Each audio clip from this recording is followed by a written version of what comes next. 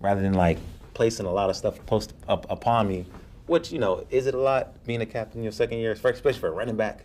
You know what I mean? He helps me handle it well. He acknowledges that he's young. He's not a guy that pretends to be older than what he is.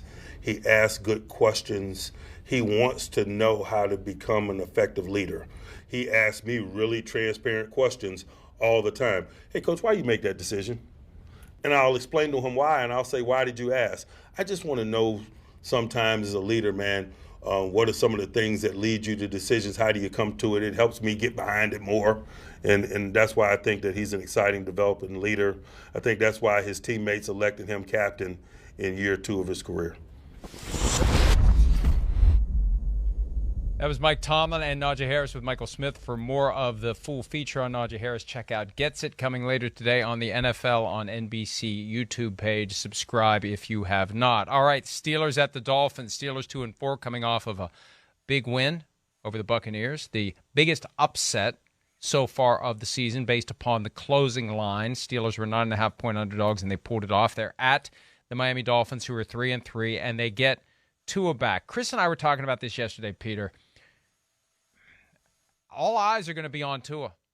What's going to happen when he takes a hit? Is he going to be able to avoid the kind of ragdoll treatment that he got against the Bengals 3 weeks and 1 day ago? A lot of issues, a lot of concern, a lot of focus on Tua now that he's officially back on the field.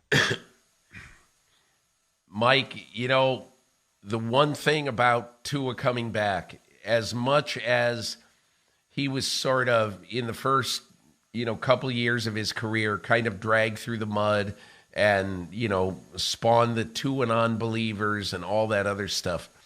The one thing you notice is that, in Miami's first 3 games of this year, they're averaging, I think, 28 points a game. And then in the last 3 weeks, where Tua first leaves the game in Cincinnati and then misses the next 2 games, they scored in the teens 3 consecutive weeks. So it's very clear that particularly their deep passing game was severely affected without Tua in it. And that is what I look for on Sunday night.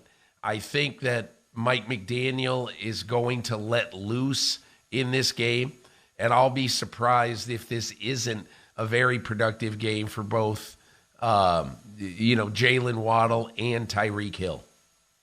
And both Waddle and Hill are among the top 5 in receiving yardage leaders in the NFL, even with multiple games without Tua Tagovailoa. I'm going to be watching very carefully how closely he's monitoring the rush, and is he rushing his decision-making and throwing the ball sooner than he otherwise would because he's trying to avoid that next big hit. Because there's only so many of those moments that you can absorb as an NFL player before you get to the point where no doctor is ever going to clear you to play again. And hopefully it doesn't get to that for Tua. Hopefully he can protect himself and avoid those kinds of hits. The Jets 4-2 at the Broncos 2-4. Russell Wilson, limited in practice both Wednesday and Thursday. Had a walkthrough on Wednesday coming off of the Monday night loss to the Chargers. Split reps yesterday with Brett Rippon. Hamstring requires time and rest. Wilson said he's got Wolverine blood and he heals quickly. Broncos are somehow 1-point favorites over the 4-2 Jets. I still don't get that. The Jets defense sacked Aaron Rodgers 4 times last week, and he's healthy. If Russell Wilson plays, it could be a long day again for the Denver offense, Peter. What did you say the line on this game was? Broncos favored by 1. I mean, who makes these lines? Elmer Fudd? I mean, has Elmer Fudd of the whoever sports book in wherever it's done been watching the Denver Broncos? Now, Russell Wilson has got a bad hamstring, and they favor him over a team that just wiped the Green Bay Packers. That's the dumbest line I've ever heard in my life. It is. That is a ridiculous line. But be that as it may, the one thing about this game... Peter, anytime I see that, I think it's a trap. I think they know something that we don't know, and I think it's a trap.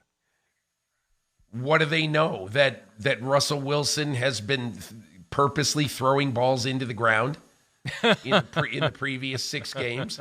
I mean, come on. That's a dumb line. And look, but Jim Trotter said this the other day on Twitter, and I couldn't have agreed with him more, that I can't believe anybody actually gambles on football, because nothing ever happens the way it's supposed to happen. How would you like your life to be in the hands of a football game? You know, your financial well-being. You've got to be out of your mind to gamble on football. Anyway, I think the thing about this That comment brought to you by BetMGM. The thing that really interests me about this game is Breece Hall, because he looks like, look, when is the last time a team has ever had the offensive rookie of the year and defensive rookie of the year? I mean, Sauce Gardner's the leader in the clubhouse on the defensive side. Breece Hall has a couple more games like he's had recently. He's going to be a 1,200-yard back. So I just think, I don't know how you stop that running game, even though Denver has got a good defense, a top 5 to 8 NFL defense. But, man, I'll tell you what, the Jets really impressed me the last couple of weeks. Hey, Peter, I agree with you on your assessment of Gardner and Hall, but the Seahawks have Tariq Woolen and Ken Walker III, and so we'll see how the rest of the season goes. But they're in that same boat where they got a great rookie corner and a great rookie running back, and it's all Ken Walker now that Rashad Penny's out. The other New York team, and I love this stat, the 2 New York teams who are being much embraced and ballyhooed right now, having unexpectedly great seasons, are on the road against 2-4 teams this week, and they're both underdogs, are the New York teams. The Giants, 5-1 at the 2-4 Jaguars. The Jaguars, Peter, you thought you saw a stupid line before. The Jaguars are favored by 3 over your New York Giants. I mean, it's another trap.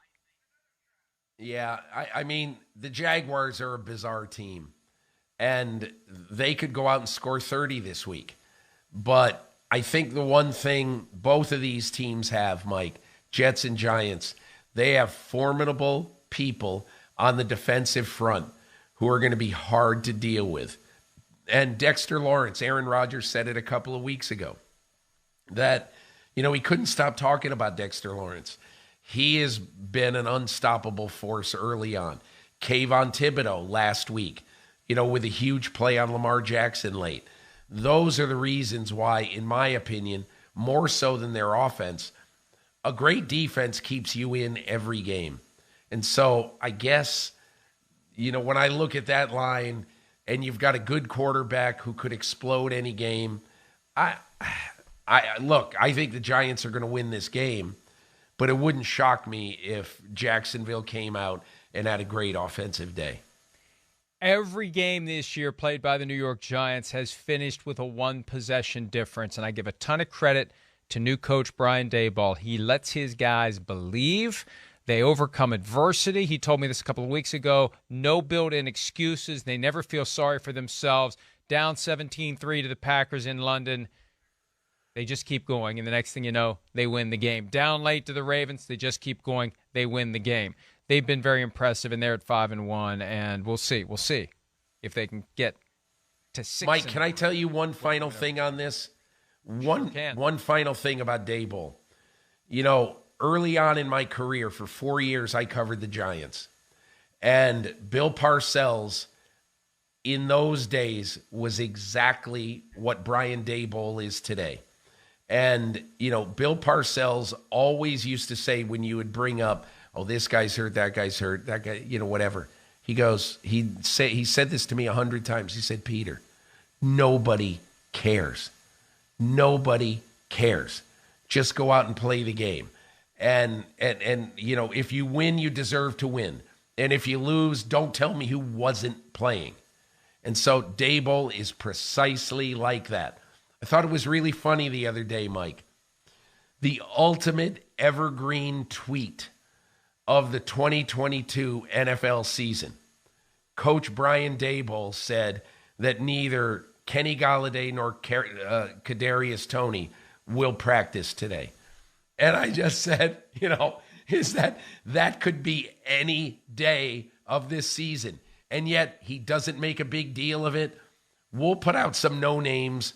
We'll have somebody with a receiver number on who will go out for passes for Daniel Jones this week. Don't worry about it. We'll figure it out. And they have figured it out. Hi, it's Mike Florio. Thanks for watching PFT on YouTube. Hit subscribe for the latest news and analysis from Pro Football Talk.